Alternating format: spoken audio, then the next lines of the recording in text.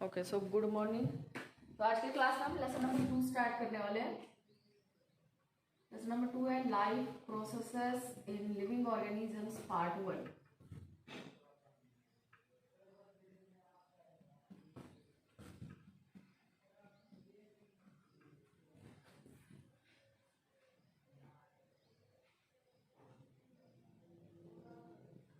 तो इस lesson number 3 में life processes in living organisms part 2 आपको बताया गया है। इसमें life processes in living organisms part 1 है। तो इस लेसन में हमें सीखना क्या है, तो ये तो फिक्स है कि लाइफ प्रोसेसेस के बारे में हमें कुछ तो इसमें डिस्कस करना है। तो सबसे पहले हम ये देखेंगे कि लाइफ प्रोसेसेस मीन्स व्हाट। तो लाइफ प्रोसेसेस क्या है, आपको पता है, बता सकते हैं आप क्या होते हैं लाइफ प्रोसेसेस? ओके, लाइफ है ये तो है मतलब लिविंग है, लिविंग ऑर्गेनिजम्स के लिए कुछ तो रिक्वायर्ड है। तो जो प्रोसेसेस हमारे बॉडी में कंटिन्यूअसली परफॉर्म किए जाते हैं फॉर द सर्कुलेटिंग, हाँ वो एग्जाम्पल्स है। तो जो प्रोसेसेस हमारे बॉडी में हमारे बॉडी के खुद के मेंटेनेंस के लिए या फिर रिपेयर के लिए जो प्रोसेसेस परफॉर्म किए जाएंगे वो क्या है, लाइफ प्रोसेसेस है। तो उसको हम एक वर्ड में अगर बताना चाहेंगे तो मेटाबॉलिज्म जो है हमारे बॉडी का उसको मेंटेन करने के लिए ये लाइफ प्रोसेसेस परफॉर्म किए जाते हैं। तो लाइफ प्रोसेसेस के एग्जांपल्स अगर हम देखते हैं तो सबसे पहले फर्स्ट लाइफ प्रोसेस कौन सी आएगी, क्या लगता है आपको? तो रेस्पिरेशन में क्या होता है, एनर्जी का प्रोडक्शन होता है, करेक्ट। तो एनर्जी का अगर प्रोडक्शन हो रहा है तो एनर्जी कौन से सब्सटेंस से प्रोड्यूस होगी, उसके लिए कुछ तो लगेगा मटेरियल। क्या लगेगा, कैसे एनर्जी प्रोड्यूस होगी? ग्लूकोज का ब्रेकडाउन किया जाता है, ग्लूकोज का ब्रेकडाउन होकर एनर्जी का प्रोडक्शन होगा। तो एनर्जी के प्रोडक्शन के लिए सबसे पहले हमें क्या चाहिए, वो सब्सटेंसेस चाहिए, ठीक है। वो कहाँ से मिलेंगे, तो जब हम न्यूट्रिशन को इनटेक करेंगे तब जाके हमें रेस्पिरेशन के लिए वो न्यूट्रिएंट्स अवेलेबल हो जाएंगे ब्रेक करने के लिए। तो सबसे पहली जो फर्स्ट लाइफ प्रोसेस आती है वो इनटेक ऑफ न्यूट्रिशन है, ठीक है, इनटेक ऑफ न्यूट्रिशन। इसके बाद जब हम न्यूट्रिएंट्स को इनटेक करेंगे in the form of food, in the form of क्या करेंगे, फूड स्टफ, हम क्या करते हैं न्यूट्रिएंट्स को अपने बॉडी में कंज्यूम करने वाले हैं। अब यहाँ पर जो न्यूट्रिशन लेते हैं तो फूड में क्या प्रेजेंट होता है, तो फूड में प्रेजेंट होते हैं nutrients, different type of nutrients present होते हैं इस फूड में। अब न्यूट्रिएंट जो है वो 2 टाइप्स के होते हैं, ठीक है। फर्स्ट वन जो टाइप है वो है मैक्रो न्यूट्रिएंट्स, मैक्रो न्यूट्रिएंट्स। और जो सेकेंड टाइप है वो है माइक्रो न्यूट्रिएंट्स।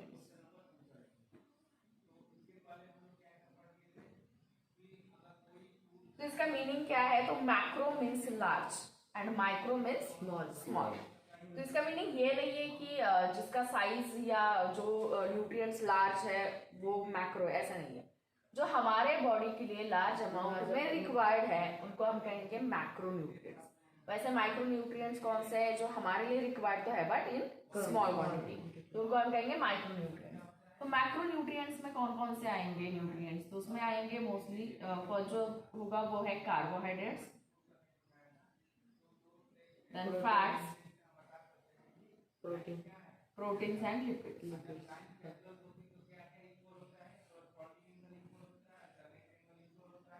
ठीक है, तो ये है मैक्रो न्यूट्रिएंट जो कि हमारे बॉडी के लिए लार्ज क्वांटिटी में रिक्वायर्ड है।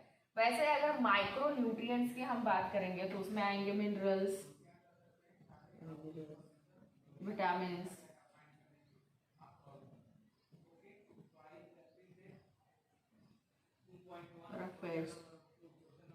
या फाइबर्स भी हम कह सकते हैं उसको, ठीक है। तो ये क्या है, ये माइक्रो न्यूट्रिएंट्स है जो कि हमारे बॉडी के लिए स्मॉल क्वांटिटी में रिक्वायर्ड है। तो ये जो कुछ भी हम डाइट लेते हैं मीन्स एक बैलेंस डाइट की हमने टर्म पहले ही पढ़ी है आपने।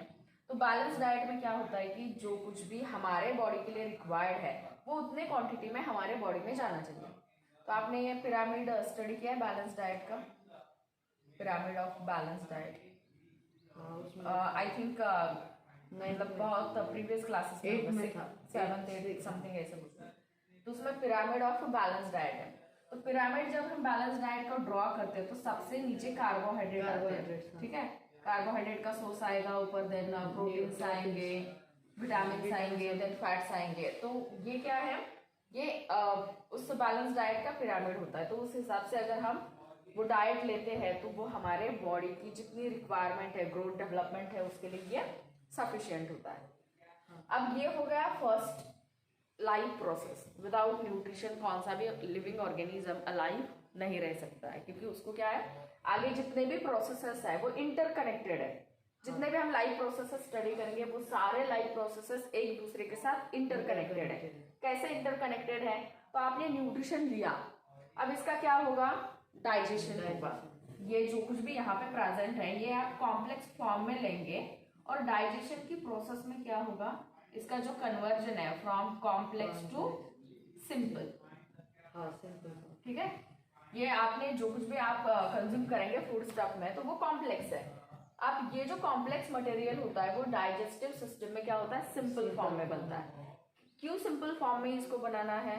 तो जो हमारा ब्लड है जब उसको एब्सॉर्ब करता है तो ये कॉम्प्लेक्स मटेरियल हमारे ब्लड में एब्सॉर्ब नहीं होते, इसकी वजह से इनका सिंपलर फॉर्म हमें चाहिए। जैसे कि फॉर एग्जांपल कार्बोहाइड्रेट्स में देखिए, अगर हमने इसका राइस है उसमें स्टार्च प्रेजेंट है, वो अगर हमने कंज्यूम किया तो उसका ब्रेक डाउन होकर फाइनली जो सिंपल शुगर है लाइक ग्लूकोज, माल्टोज, ऐसे शुगर का फॉर्मेशन होगा, तब जाके वो हमारे ब्लड में एब्सॉर्ब हो जाएगा। तो ये कॉम्प्लेक्स सब्सटेंसेस का कन्वर्जन सिंपल फॉर्म में होता है डाइजेशन के प्रोसेस में। अब यहाँ पे सिंपल फॉर्म में ये जो न्यूट्रिएंट्स यहाँ पे प्रेजेंट है, एक बार ये न्यूट्रिएंट्स हमारे डाइजेस्टिव सिस्टम के स्मॉल इंटेस्टाइन में आ गए तो यहाँ से क्या किया जाता है, उसको ब्लड में एब्सॉर्ब किया जाता है। ब्लड में क्या किया जाएगा, उसको एब्सॉर्ब किया जाएगा। अब एब्सॉर्प्शन के बाद क्या होता है, तो हमें जो हमारी सर्कुलेटरी सिस्टम है या ट्रांसपोर्टेशन की सिस्टम है, तो उस सिस्टम से ये जो कुछ भी न्यूट्रिएंट्स है वो न्यूट्रिएंट्स क्या किए जाते हैं, ईच एंड एवरी सेल के पास उसको भेजा जाता है, ट्रांसपोर्ट किया जाता है। यानी कि जो हमारी नेक्स्ट लाइफ प्रोसेस आएगी वो है सर्कुलेशन, यानी कि हम पढ़ने वाले हैं सर्कुलेटरी सिस्टम। अब यहाँ पे क्या हुआ, सर्कुलेशन के प्रोसेस में जो कुछ भी यहाँ पर न्यूट्रिएंट्स अवेलेबल है वो ब्लड के साथ वो फ्लो हो जाएंगे और ट्रांसपोर्ट करके वो ईच एंड एवरी सेल के पास पहुंचेंगे। सेल मीन्स उससे टिश्यू एंड देन ऑर्गन। तो ये यहाँ पर अभी ट्रांसपोर्ट करके पहुंच गया।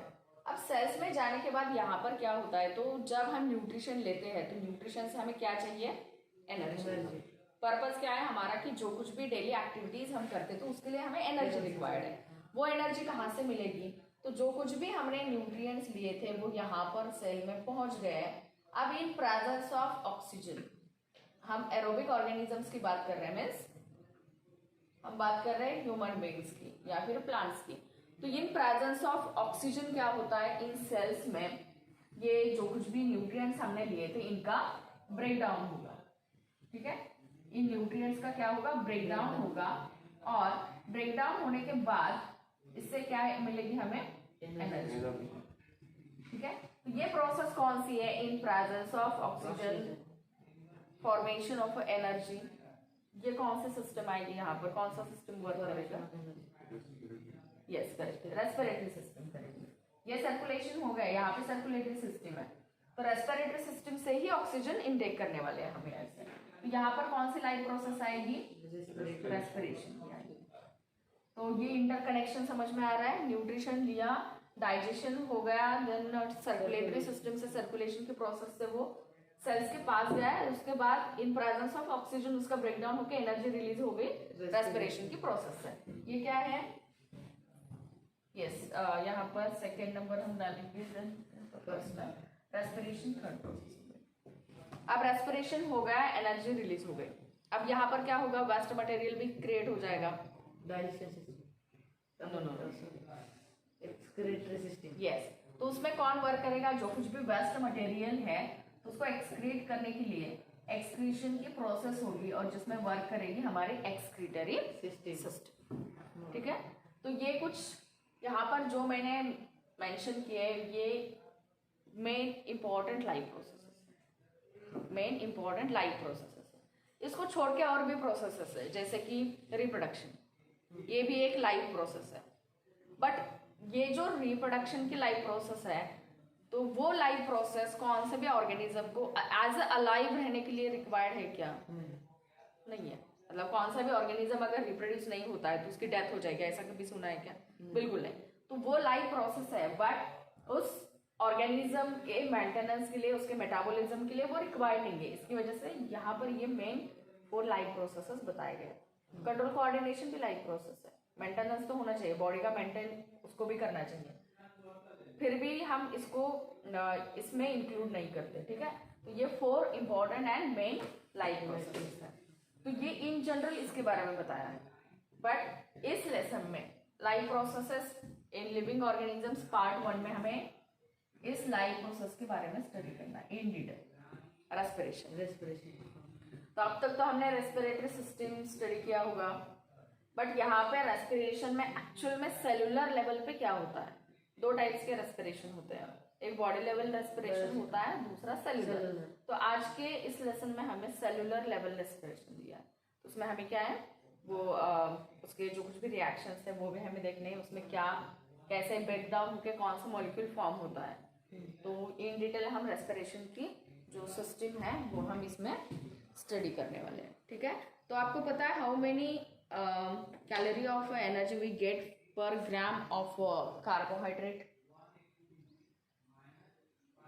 ये जो कार्बोहाइड्रेट हमने लिखा है तो उससे हमें पर ग्राम ऑफ कार्बोहाइड्रेट हमें कितनी एनर्जी मिलती है उसके ब्रेकडाउन के बाद। Yes correct, 4 kilo calorie of energy. तो ऐसे अगर हम फैट्स का देखते हैं तो फैट से ऑलमोस्ट डबल एनर्जी हमें मिलती है per gram of fat as compare to carbohydrates. इसीलिए फैट जो है वो मैक्रोन्यूट्रिएंट में आते हैं, बट इससे एनर्जी का जो प्रोडक्शन होता है वो लार्ज अमाउंट में होता है। वैसे प्रोटीन्स की अगर हम बात करेंगे तो ये बॉडी बिल्डिंग फूड है। उधर मिनरल्स एंड विटामिन ये हमारे इम्यूनिटी सिस्टम जो है उसको स्ट्रॉन्ग बनाते हैं। तो ये है इंट्रोडक्टरी पार्ट इस लेसन का। अब हम इन डिटेल स्टडी करते हैं रेस्पिरेशन। ये हो गया आपका, नोट करके।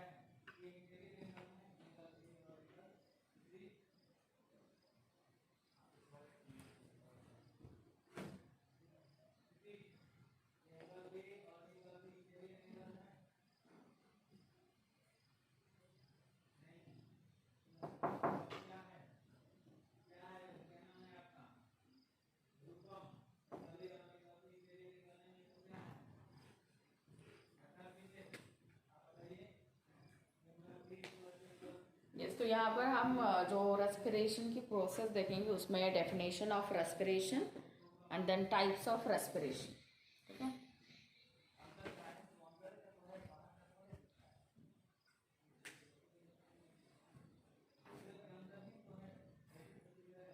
यहाँ पे देखिए रेस्पिरेशन के पहले डेफिनेशन हम देखते हैं। Respiration means what?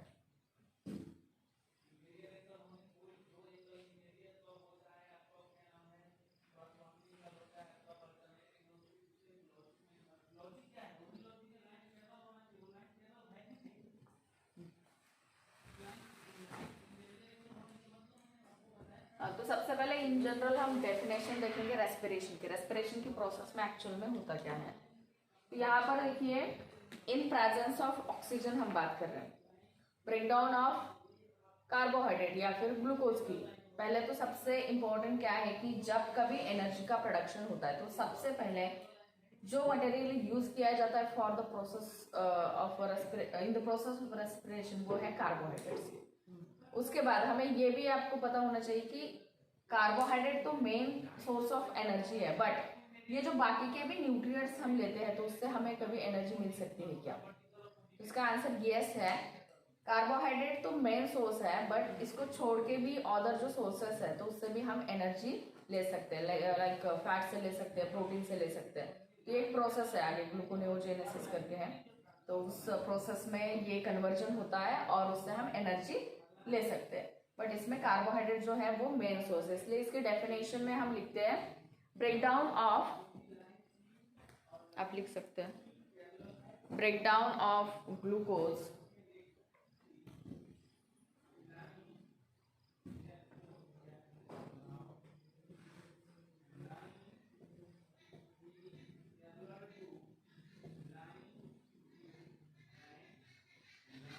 ये सिंपल फॉर्म में हम लिख रहे हैं, कार्बोहाइड्रेट नहीं लिख रहे। Breakdown of glucose to form energy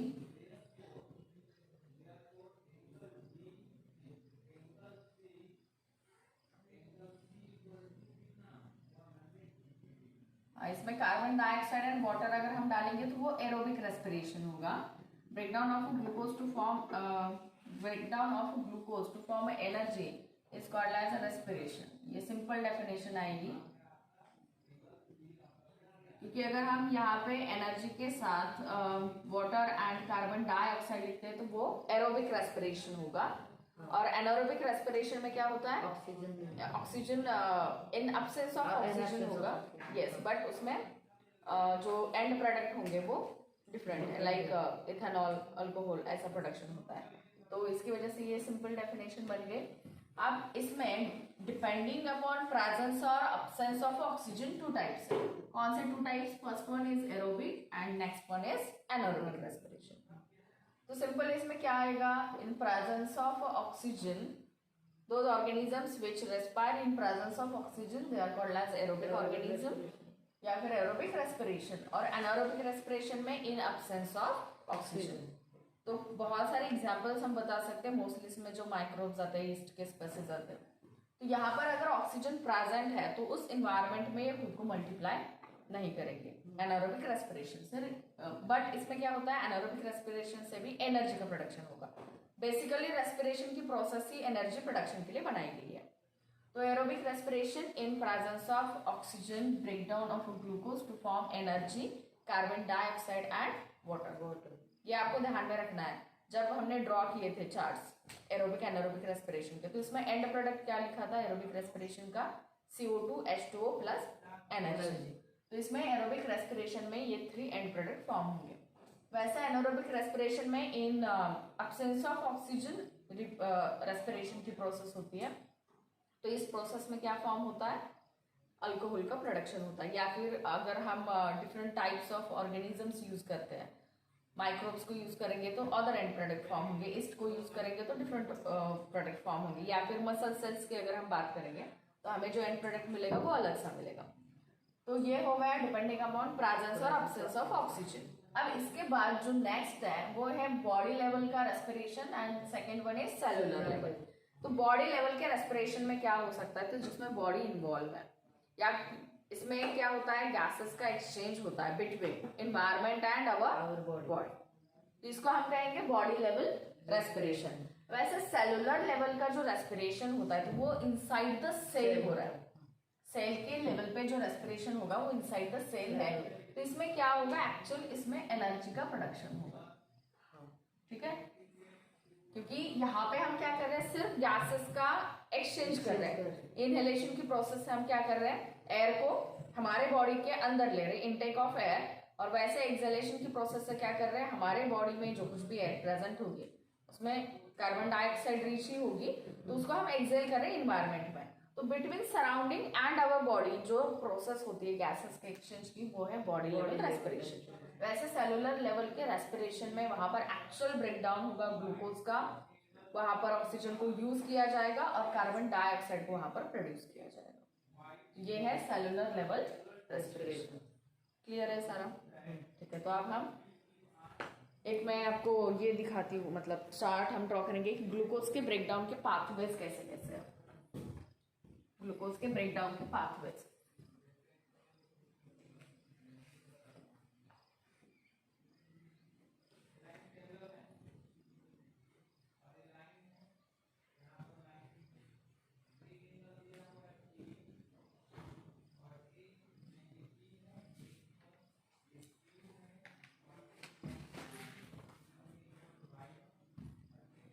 यहाँ पर मैं कंटिन्यू करती हूँ बात को।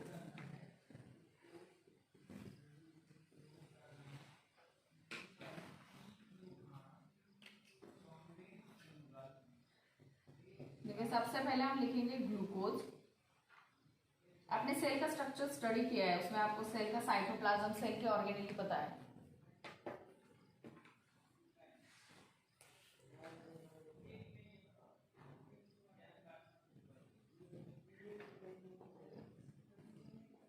ये जो ग्लूकोज है ये 6 कार्बन मॉलिक्यूल है।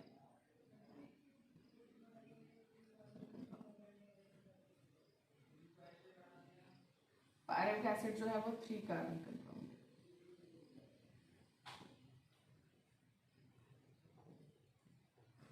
अब इसमें 3 डिफरेंट वेज से हम देखेंगे कि इसका ब्रेकडाउन कैसे होता है। 3 डिफरेंट वेज, कौन से 3 डिफरेंट वेज है वो मैं आपको बताती हूँ।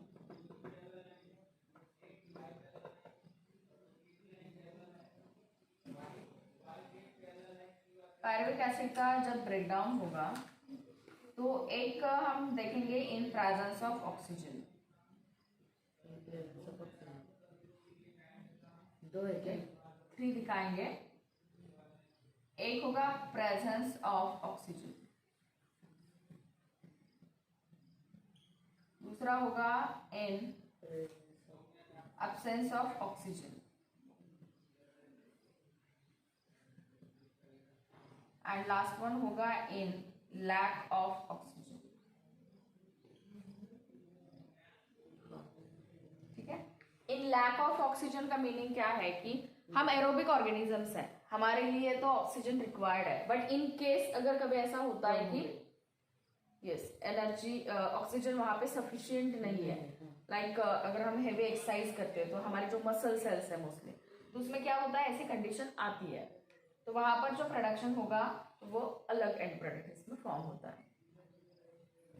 कुछ ऐसे प्लांट्स होते हैं ना कि उन्हें ऑक्सीजन कम मिला तो एनारोबिक रेस्पिरेशन के लिए जाते हैं। यस वही। सीड्स भी सबमर्ज्ड अगर रहते हैं वाटर में बहुत टाइम के लिए, तो सीड्स भी क्या करते हैं जर्मिनेशन के टाइम पे एनारोबिक रेस्पिरेशन करके ही खुद को ग्रो करते हैं।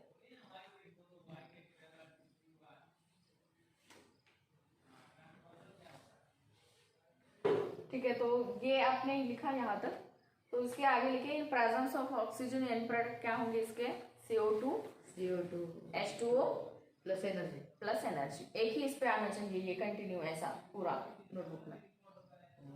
आप नीचे हाँ वहां से स्टार्ट कीजिए।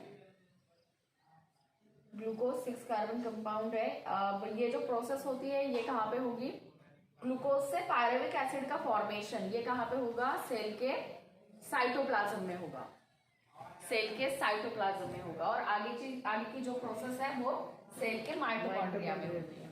तो आप यहाँ पर लिख भी सकते हैं, अगर स्पेस है तो साइटोप्लाज्म लिखिए, सेल के साइटोप्लाज्म में ये प्रोसेस होती है, और पायरुविक एसिड से जो आगे के प्रोडक्ट फॉर्म होंगे तो ये जो प्रोसेस है ये कहाँ पे होती है, इनसाइड द माइटोकॉन्ड्रिया। हाँ, तो वहां पे आप माइटोकॉन्ड्रिया लिख सकते हैं।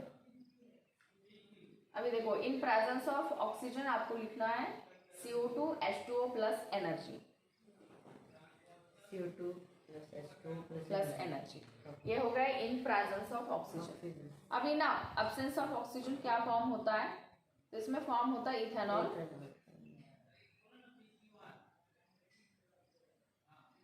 प्लस हाँ अल्कोहल और इथेनॉल। इसमें एनर्जी प्रोड्यूस होती है but in small amount, plus energy लिखिए इन स्मॉल अमाउंट। वहां पे आप डायरेक्टली डाल सकते हैं, 2 ATP का फॉर्मेशन होता है, 2 ATP। यहाँ पे आप जहाँ पे इन प्रेजेंस ऑफ ऑक्सीजन लिखा है वहां पे लिखिए 38 ATP। हाँ 38 ATP के मॉलिक्यूल्स का फॉर्मेशन होता है, और जहाँ पे एंड में इन लैक ऑफ ऑक्सीजन है तो वहां पर प्रोड्यूस हो गया लैक्टिक एसिड प्लस 3 ATP के मॉलिक्यूल्स। लैक्टिक एसिड है 3 ATP, मतलब ये एनर्जी का ही फॉर्म है, जहां पे हमने एनर्जी लिखा है तो energy in the form of ATP produce होती है। तो जो इन प्रेजेंस ऑफ ऑक्सीजन है तो वहां पे 38 मॉलिक्यूल्स ऑफ ATP क्या हो जाएंगे, फॉर्म हो जाएंगे। तो जब हम एरोबिक एनारोबिक रेस्पिरेशन का डिफरेंस लिखते हैं तो आपको यहाँ पे समझ में आएगा कि large amount of energy produced in the aerobic respiration, वैसे small amount of energy produced in the anaerobic respiration. तो यहाँ पर आपको समझ में आया होगा कि क्यों ऐसा होता है। तो देखिए जहाँ पे एरोबिक रेस्पिरेशन है वहां पे सिर्फ कार्बन डाइऑक्साइड, वाटर, एनर्जी बन रही है। इसका मतलब वहां पे ऐसा कौन सा फॉर्म नहीं है, मतलब जैसे इथेनॉल या फिर लैक्टिक एसिड। तो ये जो ब्रेकडाउन होता है ग्लूकोज का इन प्रेजेंस ऑफ ऑक्सीजन, तो ये कैसा है ब्रेकडाउन? कंप्लीट ब्रेकडाउन है, complete breakdown of glucose molecule. इसकी वजह से यहाँ पे जो एटीपी फॉर्म होते हैं वो कितने हैं? 38 मॉलिक्यूल्स ऑफ एटीपी फॉर्म होंगे। But in absence of oxygen क्या होता है यहाँ पर? इनकम्प्लीट ब्रेकडाउन होगा ग्लूकोज का, क्योंकि इसमें आपको और भी प्रोडक्ट मिल रहे हैं, इथेनॉल मिल रहा है, यहाँ पर लैक्टिक एसिड फॉर्म हो रहा है। तो यहाँ पे ब्रेकडाउन कंप्लीट हुआ है क्या ग्लूकोज का? नहीं। तो ग्लूकोज का इनकम्प्लीट ब्रेकडाउन होता है यहाँ पर, इसकी वजह से यहाँ पे small amount of energy produce होती है। तो ये कंप्लीट होने के बाद आपका नेक्स्ट क्वेश्चन होगा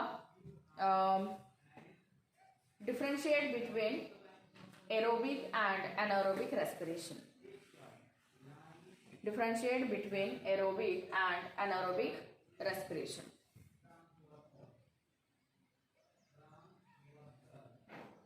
Differentiate between aerobic and anaerobic respiration, and then draw and label the human respiratory system. Question number 2 होगा draw and label the human respiratory system.